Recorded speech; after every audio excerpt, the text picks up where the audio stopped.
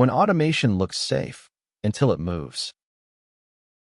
The dangerous AI agent is not always the one with the red warning label. Sometimes it is the one nobody remembered to register.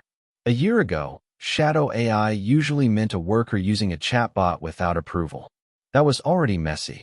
But agents change the shape of the problem. A chatbot answers. An agent can act.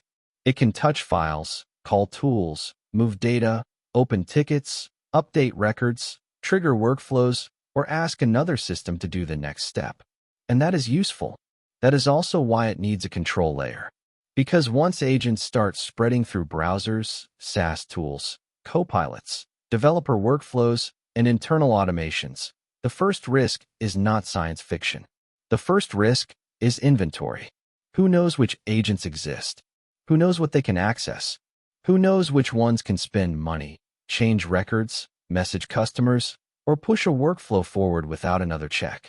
If the answer is nobody, then the agent is not really managed. It is just convenient. And convenience is how shadow systems grow.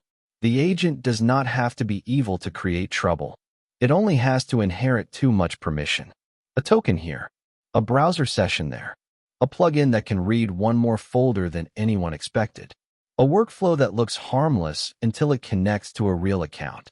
At small scale, this feels like productivity. At larger scale, it becomes a room full of doors opening at once. That is why the boring controls matter. First, a registry.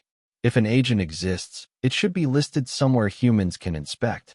Second, scope.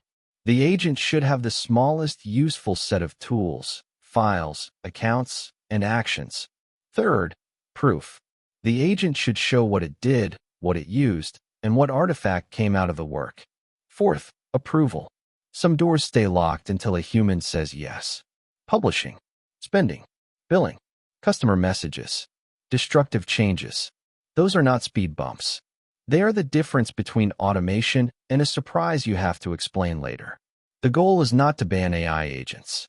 The goal is to make the invisible visible before it acts.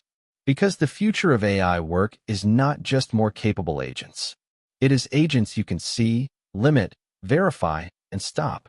If this helped, like the video and subscribe to Prompt and Error for more real-world AI workflow breakdowns.